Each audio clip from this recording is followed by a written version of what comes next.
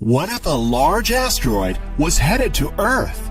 There have been many movies and stories about the end of the world, and while some of these stories about how the Earth will meet some apocalyptic fate are pure fantasy, nothing can be more real or terrifying as the threat of a killer asteroid, one that is big enough and moving fast enough that its impact on the Earth would be the end of everything as we know it.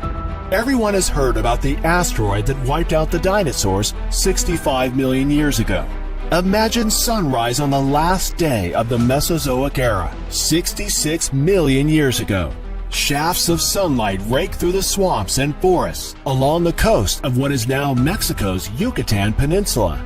As the dinosaurs and other living creatures squawk, buzz, and stir to life, an asteroid the size of a mountain is hurtling toward Earth at about 40,000 miles or 64,000 kilometers an hour. For a few fleeting moments, a fireball appears streaking through the sky. It is far bigger and brighter than the sun. An instant later, the asteroid slams into Earth with an explosive yield of over 100 trillion tons of trinitrotoluene. Upon crashing into the planet, the impact penetrates Earth's crust to a depth of several miles and gouging a crater more than 115 miles or 185 kilometers across, while vaporizing thousands of cubic miles of rock. It creates a huge dust plume that completely covers the globe, blocking out all sunlight. Temperatures in the vicinity are so high that it literally cooks anything living alive within seconds. The event then sets off a chain of global catastrophes.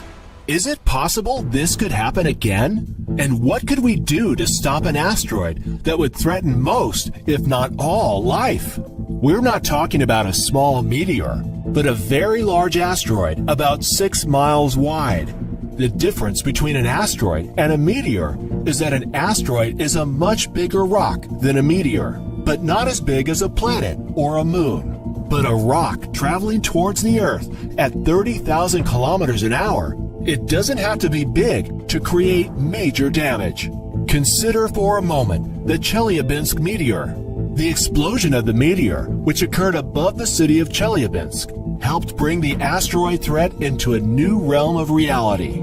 The Chelyabinsk meteor caused damage to over 7,200 buildings and injured around 1,500 people, and it was only 20 meters or 65 feet in diameter.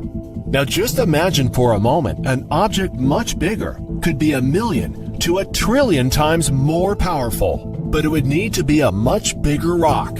An asteroid is big enough that it is sometimes called a minor planet or planetoid. There are millions of asteroids orbiting the sun, and some of these asteroids can be hundreds of kilometers wide. The asteroid Ceres, sometimes referred to as a dwarf planet, is 940 kilometers or 584 miles wide. However, scientists estimate that an asteroid would have to be just 96 kilometers or about 60 miles wide to completely eradicate all life on our planet. We have found 90% of the 1 kilometer or larger asteroids, but it is estimated that there are tens to hundreds of thousands more out there that we cannot see, many hidden by the sun. One day we might wake up to the news that a global killer asteroid is headed our way. It is not a matter of if it will happen, but only a matter of when.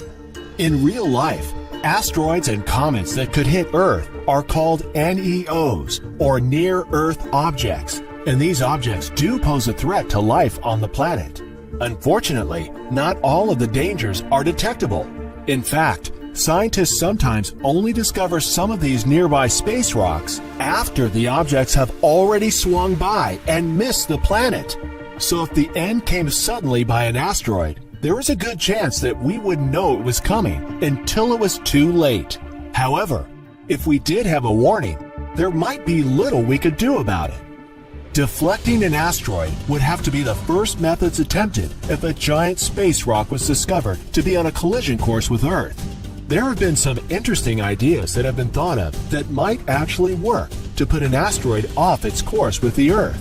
Some of you may have seen the movie Armageddon, That is about an asteroid the size of Texas that is headed towards the Earth. The idea to save mankind is to drill a deep hole and drop a nuclear weapon into the drilled hole, therefore fracturing and splitting the giant rock in two. But in order to blow up an asteroid the size of the one in the film, the bomb would have to explode with the same amount of energy as produced by the sun. This idea just wouldn't be possible. And even if you could create such a powerful weapon, it would be more dangerous than the asteroid itself. But if the universe is going to play hardball, then we should pull out our big guns as well, nuclear weapons. But we're probably not going to destroy it, as previously mentioned. The idea would be to move it off course. We also need to keep in mind that we are dealing with an object headed right towards us and traveling at very high speed. Hitting the asteroid with all of our nuclear weapons might only turn the giant space rock into a bunch of smaller rocks. Most of them might burn up in the atmosphere, while other would impact the planet's surface. It would be like cosmic buckshot, with all the debris still headed in our direction. It is possible that the nuclear blast's intense radiation could vaporize a section of the surface of the asteroid, causing it to eject surface material into space like countless tiny rockets, which might move it off course. There are other ideas to divert the asteroid using kinetic energy by bouncing a smaller object off of the asteroid to change its course. Other plans involve landing a vessel on the surface of the asteroid, digging in, and firing up some roof-mounted chemical rockets to push the near-Earth object steadily away from a cataclysmic rendezvous with the planet. To many people, gravitational tractor may sound like some made-up technology, but the premise is fairly simple. Every object in the universe exerts a gravitational pull, including asteroids and man-made spacecraft. Gravity may be one of the weakest forces in the universe, but is also the most ready to use, since all you need is a little mass. Therefore, it makes sense to unleash it against asteroids. Theoretically, all we'd have to do is navigate a hefty robot close to the asteroid and tow it away with the gentle pull of gravity. And while all these ideas sound like they might work, it may turn out that there might be nothing we can do about an asteroid impact. And if you're going to die via an asteroid, it will be the wind and shockwave that gets everyone first. If a large enough asteroid explodes in the air before hitting the Earth, the resulting shockwave could blast winds powerful enough to flatten cities. In a computer simulation, where scientists ran a computer model where they simulated the impact of 50,000 asteroids from the very tiny to 400-meter monsters all over the globe, 60% of all asteroid deaths were caused by the wind and the pressure from the impact. Giant asteroids are out there, and the sun may be hiding many more. On 24 December 2004, a team found an 885 feet diameter hunk of dark space rock was heading our way, with a 1 in 25 chance of smashing into Earth in 2036. The ominous spinning rock was soon named Apophis after an Egyptian god, the Uncreator.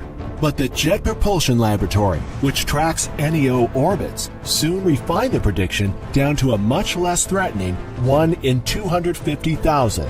That still means Apophis will pass between us and our satellites and be visible to the naked eye. The next time the asteroid will pass close to Earth will be on October 26, 2028.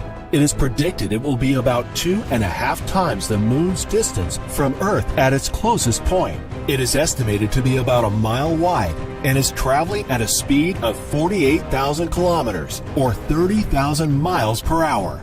But you can rest easy. NASA says that it will not affect the planet in any way.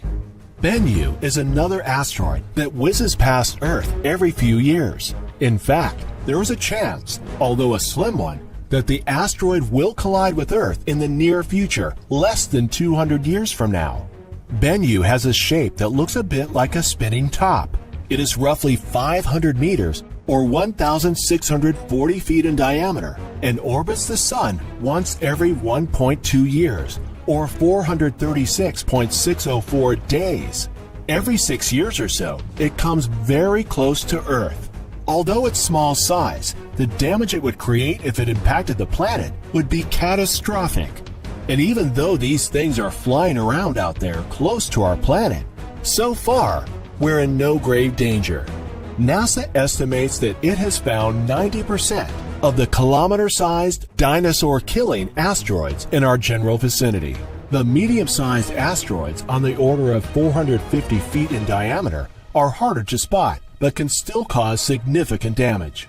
The more we keep an eye on them, the more we can devise engineering solutions to push a deadly asteroid off a collision course. We hope you enjoyed this video.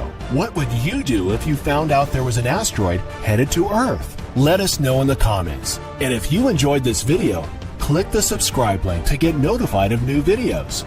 We appreciate you and want to thank you for watching. Until next time, follow your destiny.